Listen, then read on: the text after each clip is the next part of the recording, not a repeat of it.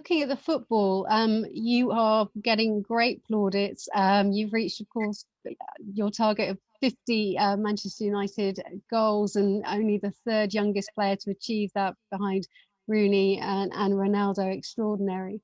Um, there have been many comparisons to Thierry Henry. Is he a player that you've studied, or with the comparisons, have you gone back to look at him as a player?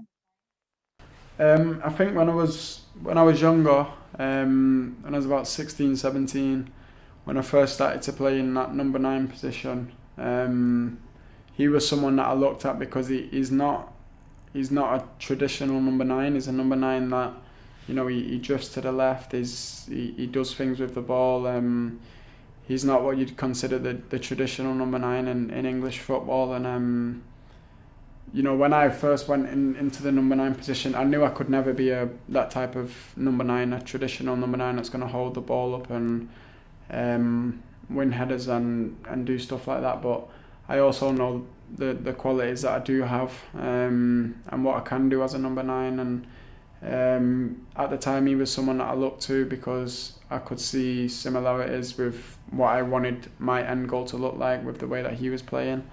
So he was someone that I paid close detail to, and yeah, he's a wonderful footballer, and he knows his football as well. So I still listen to like some of his interviews and the way he speaks about finishing.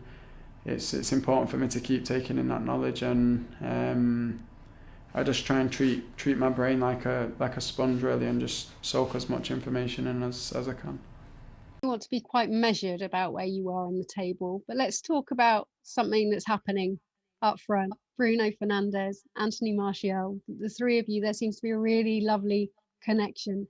What difference what difference has this connection made to the team?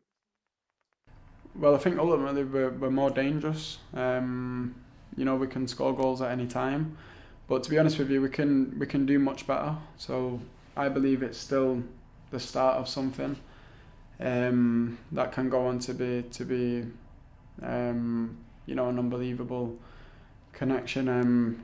Just the forward line in general at the moment that we have is, we can play in so many different ways, different positions, different personnel, and we can just be so strong. And for us, that's what's key, because if we want to win trophies and win leagues, you need versatility, and I believe that we have one of the most versatile squads, probably in the league, and especially going forward. So it's exciting, but like I said, it's the beginning of something we wanna keep progressing and keep improving.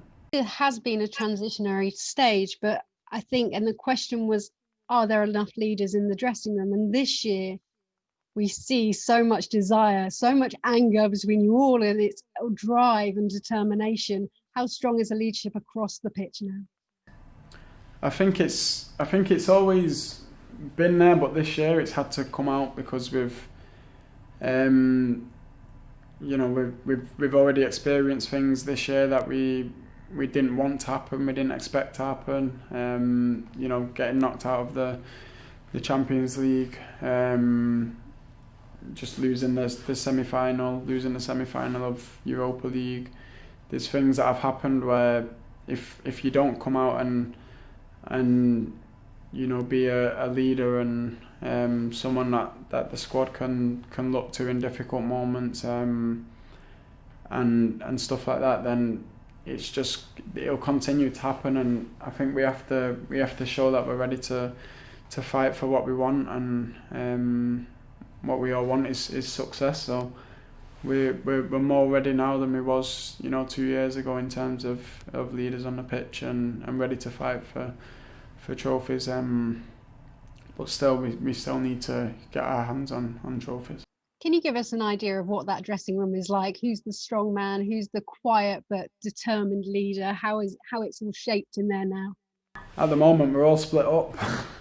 There's 3 or 4 different dressing rooms at the moment, so it's all a bit chaotic at the moment, as you can imagine. But for us, we have to deal with it the best way that we can. Probably even if you look at the starting 11s, for example, of all the teams, we're not even all in the same dressing room, so we have to find a way to keep that connection and that bond. As soon as we go out on the training pitch, it's a time where we can be together, and that's where we do a lot. That's where we have to do a lot of the work, because the small things that would happen in normal changing room settings, like conversations and the lessons that you would learn off some of the older players, that's been taken away from us. So we have to do all the learning on the training pitch. Seen some fun little rap battles. If we put Bruno Fernandes alongside Roy Keane, who would win? In a rap battle? Yeah. Takedown. Bruno.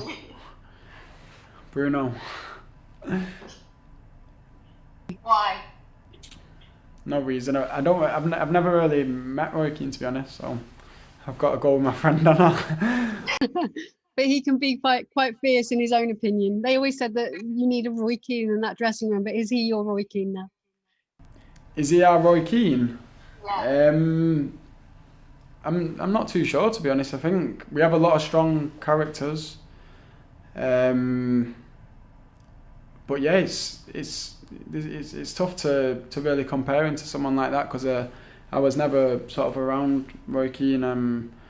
But I believe that leaders come in different ways, and in the squad at the moment we have people who lead in different ways, which is important for us. And also I think we're at a good age as well, so in terms of the future, we can look to try and do something good over a period of time, which is that's the ultimate aim: sustained success. You have come all the way from those pitches as a 5-6-year-old through every one of those pitches at Carrington and the Cliff. What do you pass on to those players coming into the dressing room now and building their career at Manchester United? For me, it's just about remind them of the hard work that they've done to get where they get to, but then just make them aware that to stay in the first team, it has to be double or triple whatever you did to get there, and that's the biggest message that I can give them. And I had examples around me that was top players, and they only ended up playing 30, 40, 50 games for the club, and I just always said to myself, I need to do better every single day to make sure that I'm at the club for as long as I can be. So that would be my message to them.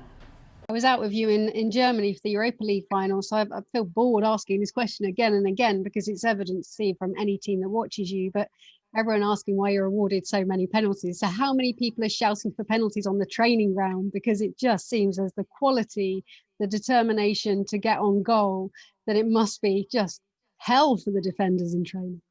It's worse in training than it is in games. Like, we're having arguments every day, shouting at whoever the referee is. So yeah, like you can imagine, it's a lot worse in training. But we want to, as a forward line, we want to go and score goals. And when you're making runs in behind or you're dribbling with the ball, if you can see a challenge coming, you don't want to get tackled, because you're looking at an opportunity to score a goal. So there's no way that you're going to let somebody take the ball off you. So for me, it's just a case of us wanting to score goals and the teams wanting to defend goals, and penalties can happen.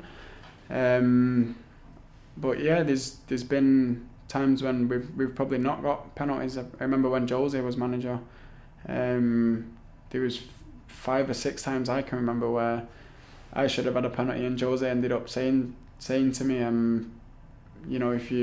if you're not savvy about the way you do it, then you're not going to give it. And after that, we started to get a few penalties, and it was something that, in terms of development, you have to learn that and understand it.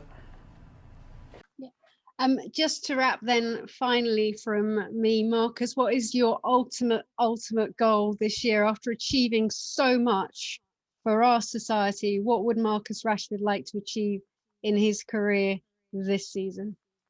I think we want to win trophies. I think we're in the the FA Cup and the league left, so we have to go and try and win both of them trophies and just do our best to keep improving. But the main aim is to win trophies, as it always has been at this club. Marcus, from everyone at the Football Writers Association, from everyone in our country, you have done football proud, as have Manchester United and the England football team. In 2021, in a time of great difficulty, we send you our great thanks. Thank you.